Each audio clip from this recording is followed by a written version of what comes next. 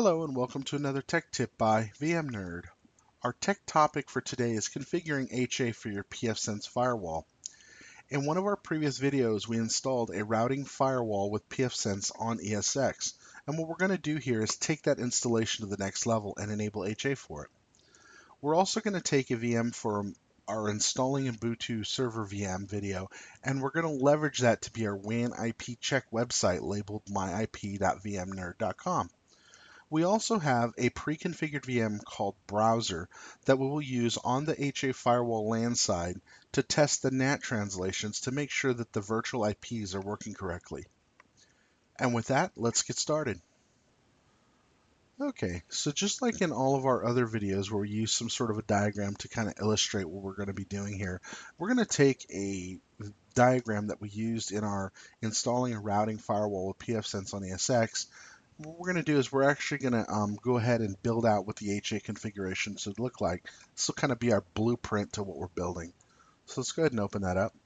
Okay, so if you look right here, we actually have from our previous video our diagram. So I'm going to go ahead and let's go ahead and make some adjustments here since we're going to be introducing a new firewall basically to the mix. Okay, so let's go ahead and add that here. Okay. Okay, so and this guy here, we're actually going to label him PFO2 just to keep it simple.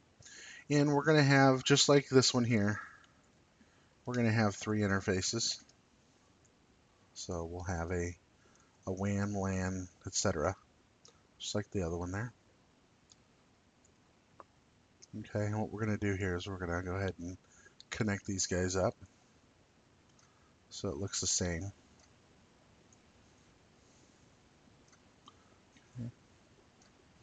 Okay, and if you look here at the VLANs, they're going to be the exact same. So let's go ahead and bring this down here a little bit. They have to be the same in order for them to properly communicate. So let's go ahead and we'll just clone these to keep it simple. And we're going to make some adjustments up here. Okay. So we're going to go ahead and take out the carp VIP since they're going to be shared IPs between them. Okay, and we're going to go ahead and make the adjustments here. This guy here is going to have an IP of 192.168.30.222, and we're just going to follow suit across all of the various interfaces here. So where it was 221, it'll just be 222. Okay, so now that we got all of that configured, we now have our blueprint to what it is we're actually going to build. Okay, so let's go ahead and save this. Okay, so next thing we're going to do, now that we have a blueprint as far as what we're going to build, let's go ahead and actually get the building process going. So we'll go ahead and log into our vCenter.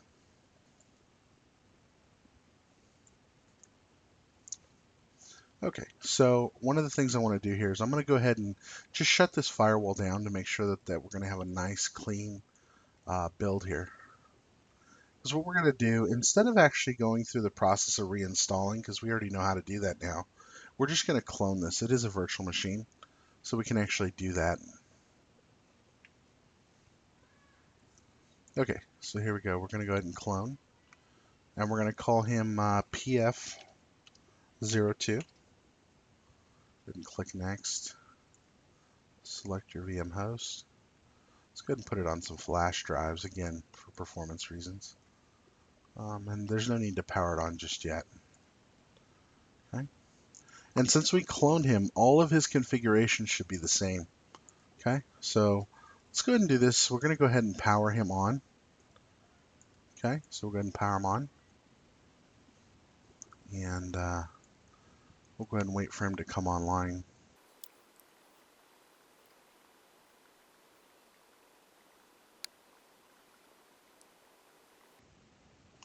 Okay, so going through and switching all this stuff, I think it would actually be easier if we just go ahead and do a reset to factory default. So there's an actual option on here. Let's go ahead and do that now. Okay, so we'll go ahead and say yes. And basically what it's going to do, it's going to bring it back with just a vanilla configuration. Actually, no configuration at all. Just like we installed the ISO image for the live CD portion of pFSense. Okay, and now that it's actually shut down, we can go ahead and power on the other firewall now. So So let's go ahead and do that. And in the interim, while this PFO2 is actually coming back online.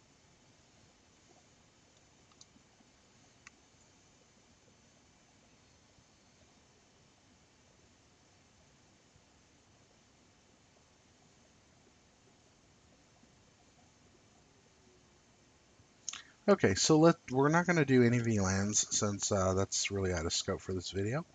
So we'll just say no here. And we'll just basically configure out our interfaces. So VMX0 is going to be the WAN interface. VMX1 will be the LAN, and VMX2 will be our HA interface. Okay. So some people call it CARP, some people call it, pFSync or whatever. I just call it HA because that's really what it's for. At least this particular interface and what we're going to use it for. Okay, so we already got an IP address, which is a good sign. And just like the other one, what I'd like to do is let's go ahead and go into the shell. And let's go ahead and do a pfctl-d, which will, whoops, too many dashes there, -d. And let's go ahead and just disable all the rules so that way we can manage it through the web interface. Going through there, typing it all out, in this thing is actually not very fun. So let's go ahead and do that. Let's go ahead and go to our .30. I believe it was 100. And there we go. Yes, this is correct. And for this video, the one thing we're not going to do is we're actually not going to change this to the red, the red interface, the one that I actually like. We'll use it so that way we can show that there's a distinguished difference between the two as we're going through the configurations. Okay, so let's go ahead and log in. And we don't have to really go through the wizard. It's pretty straightforward. Just like before, though, we are going to have to go in and disable the block private networks and the bogons. And that's strictly just so that way we can connect to it on our private network. And the next thing we need to do is actually create a rule so we can administer this thing. Okay, so let's go ahead and add a quick rule. TCP any destination is going to be this firewall, and we'll do HTTPS. Now, remember, like before, you want to make sure that if this really is on the internet interface, you might not really truly want to do this way. This is just for convenience because we are on a private network. So just keep that in mind as we actually turn this rule on. Okay, so we'll go ahead and allow that. And don't really apply changes. I just go ahead and do a reboot. Okay, so let's go ahead and do that. It's actually quicker to do it this way than it is to undo the rules and all that stuff again. Oops. And the top secret password that is installed by default, which is pFSense. Okay, so the next thing we need to do is let's go ahead and try and configure this the way that it is, the way that it needs to be. Okay, so the first thing we want to do is let's go ahead and adjust the WAN IP interface. This is probably out of the whole thing, probably the most painful, only because we have to reconnect when we connect to the browser to a different IP. So in this case, we use 192.168.30.222. So let's go ahead and do that.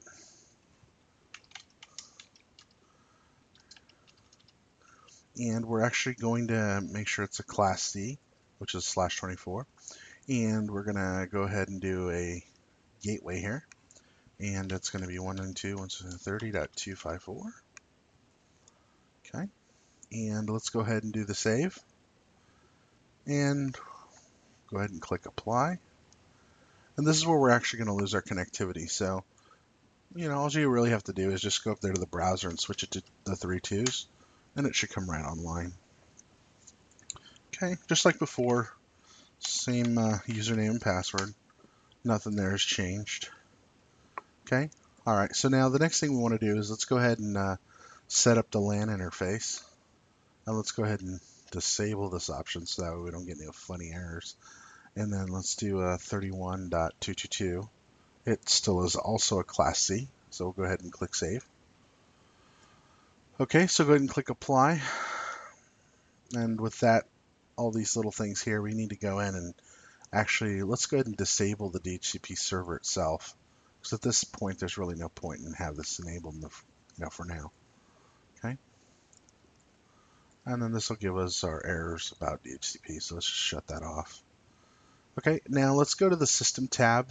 Let's go ahead and, I believe it's under Networking, go ahead and disable IPv6, at least for this video. You know, it's really up to you if you really want it or not.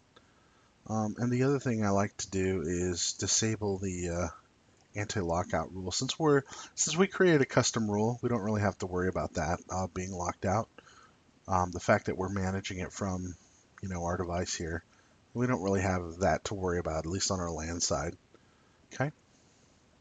So the next thing we need to do is go set up our name. We can do that now. So pf02, and remember our domain is demo.vmnerd.com. And the DNS server, just like our previous one, is 192.168.30.1. Okay. And we can actually leave pretty much everything else the same. Let's go ahead and click Save. Okay, so let's go ahead and set up our opt1, but it's actually going to be our HA interface, okay? So go ahead and enable, select HA for your description name.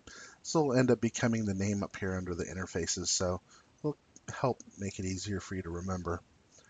Okay, and then for IP address, I believe it's 32. Let's check and make sure. Yes, so 32.222.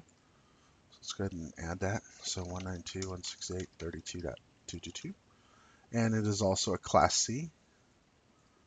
Okay, so let's go ahead and save that. And apply.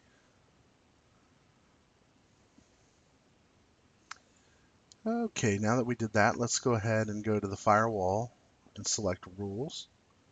And what we need to do is kind of interesting, but we need to actually go and add a rule on the HA side. And at this point, we can pretty much pass anything, basically any. And from the source, we can go ahead and select the HA net. The destination is HA net, and just basically leave it wide open. At this point, it really doesn't matter since you're not really going to have actual devices on that interface. It's really just going to be basically firewall communication. Okay, and if you had an actual large network where you did VLANs and all those wonderful things, it's the same thing. You wouldn't have any machines in those VLANs. So let's go ahead and click Save. Okay, so now the next thing we need to do is we actually need to go into the pF01 firewall, and we need to do the same thing. Let's go based on IP. Okay, I don't know if we configured DNS for it. So there we go. There's the red interface that we're used to seeing. Okay, so and we need to do something similar. So let's go in here to interfaces. We already did define our interface here, which is 2221, not for the site. And let's go ahead and enable the firewall rule to allow any in this interface as well. Okay, so we'll do any protocol.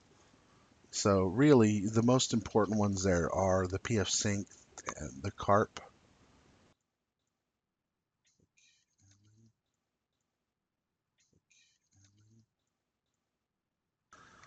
Okay, we'll do HANet, HANet.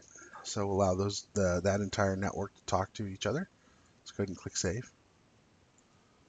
Okay. And I believe that's all we need to do for now. Okay, so the next part, what we're going to do is we're actually from this particular side of the house here, we're going to enable the HA component here in pFSense. So let's go ahead and go to that page, the HA sync. Okay, so let's go ahead and enable the syncing. Okay, so let's go ahead and click this part here. And for synchronization interface, we're going to go ahead and select HA. And we can actually leave this to pretty much anything. It doesn't really matter. And this particular IP, this will actually be where we're going to push our configurations to. So let's go ahead and type in the IP address for our CARP partner here, okay? And it's going to be the 32.222. So if we go back to our drawing, you'll see in the HA interface, it's 32.222, and it's going to communicate from 32.221. And for the name, go ahead and select admin. You can actually create your own account if you want, but for the purposes of this demonstration, we don't really need to do that. And then go ahead and toggle all. It really doesn't matter. But you can technically, if you wanted to, you can actually break down what you really want to sync. But in this case, we're just going to do that. So go ahead and click Save. Okay. And then the next thing we need to do is we need to do the same thing with our DHCP server. Okay. So it's kind of a feature that we have to go in here and actually enable this. There's a failover IP, and we just need to plug in the information for our CARP interface, which is 32.222. Okay, so we'll go ahead and click Save. And it's going to leverage this information, at least the information that you typed in on the HA configuration side. Okay, so let's go ahead and go back to our PFO2 firewall and just take a look at it. Okay, let's see where it's at in the process, okay? We might actually have to go in here and enable the HA component. Yeah, we do. So what we need to do here is just go ahead and select the pFSync transfer state checkbox, and we need to select what interface this is going to happen on. Okay, everything else we really don't have to type in, so we don't have to worry about that. So go ahead and click Save. Okay, and we'll give it just a moment for it to kind of do its thing. Let's go ahead and click over here. And let's go ahead and just take a, I'm just curious, we'll just take a look, see if we're going to need to do any troubleshooting or not. Hopefully not. Captive CARP, there we go. So as you can see, it already synchronized our information. So if you look here, there's one of our WAN IP address, which is 220. Okay, so if you look right here, the CARP is 220, and then the CARP on the LAN side is 31.254. Okay, so you see those things? Let's go ahead and take a look at the DHCP services. Make sure that's actually configured, and it is. It's actually enabled as well. So it looks like the CARP information is coming over the way it's expected to. Okay. And let's go back in here. Let's go to our primary and do the same thing. Let's just take a look at the CARP information. And if you look right here, it's actually the master. Okay, so let's go back to our VMware configuration, or our VMware vSphere client, and let's just take a look at our browser machine. And this is the one I was talking about when we first got started. This is the one where we're actually going to test the connectivity and just make sure that our NAT translations are working, and that when we actually go to hit a website, well, in our case, it's going to be an internal website on the WAN interface side, that we're actually using that as our NAT gateway, okay? Okay, so let's go ahead and open this. So as you can see, I already had it loaded up into a browser because it's really, the machine wasn't really built for anything but what we're doing here. Okay, and let's just test. I don't know if I did the URL or not, but let's just test anyways. HTTP colon. Yeah, actually, I think I did do this before. Yes, so I did actually test from this machine to make sure that's working. And if you look at our IP, our actual NAT IP, it's 30.220, which is the actual CARP interface, or the WAN interface, that's depicted here on the diagram. So right now we're currently going through the primary. And if you look right here, we're actually hitting this 30.220. Okay, so let's go ahead and see what we can do to check for our default gateway, okay? So right click here and go to terminal, and let's do a netstat -rn. Should give our default gateway, which in this case here, if you look here, it's 192.168.31.254, which is our CARP VIP. Okay, and let's have some fun with this. Let's go ahead and actually test out the failover configuration for this and how it's going to work. Okay, and just for fun, let's go ahead and just do a continuous ping. Oops, on our gateway here, 192.168.31.254. Okay, we're just going to let this guy run for a little while. And while that's going on, let's go into our pFSense page here, and let's go ahead and enter the CARP maintenance mode, okay? What that's going to do is it's actually going to go ahead and set this guy here as the backup. Okay, let's go ahead and refresh here so that we can see. And he should say backup. And let's go to our secondary firewall and let's just take a look at the status there. Okay, and he should actually say master, and he does. Okay, so let's take a look at our machine here, make sure we're still pinging. And if you look right there, we are. We're actually still pinging. This is exactly what we want to see. Okay, so now let's go ahead and exit the maintenance mode here. Okay, what's going to happen when we exit? He's immediately going to become the master. And if we go back to this guy here, he should actually be the backup. Okay, which is exactly the case. Okay, so now what we're going to do is just let's simulate a failover. Let's actually simulate failure. Okay, what we're going to do is we're actually going to hard power down this guy. Okay, just power him off. So we can shut down, but since we have VM tools, it'll take a little while and it'll gracefully do everything. But in this case, let's not do that. Let's just power him off. Okay, just straight shut down, just insta off. Okay, so now that he's insta off, let's go take a look at our browser VM and make sure that the pings are still happening. And they are. You know, based on this, we didn't even lose a beat. Okay, let's go ahead and Control C to break out of this because I want to go all the way up and just take a look at our history here. If you look at the sequence numbers, there's every single one of them, and not one of them was a timeout. And the millisecond response is actually pretty good. Okay, so now let's go ahead and go back to our Firefox window here, or our browser window, I should say. Okay, let's go back into there if we can get this guy back open. Was it this one? No, I think it's the first one. Here we go. Okay, so let's actually, you know what? Let's go back to that other one better. And let's just type our information in again, okay? We'll go ahead and do the my ip.vmnerd.com. And voila, we still have the same external NAT translation address. Okay, just like the other one. And the other firewall is completely off. Is that pretty cool or what? I think so. So let's go ahead and power the other guy back on. We'll watch him take control, at least take it back under control again. So let's go ahead and do that. Bring him back on. Takes just a few minutes here for him to get online, or not a few minutes, but it'll take a couple of seconds here. And we'll just watch here for the VM tools to say he's running. Let's go back to our browser interface here. Let's go check out the status here. He's probably back in backup mode, and he is. Okay, so if we go here to status, he will retain his master status. Oh, we'll have to log in. Well, I guess the session timed out on the server and doesn't really want to remember anything. But I'll save that for another video if you guys want. And that concludes our video. I hope you enjoyed our video today on configuring HA for your pFSense firewall. Have a great day.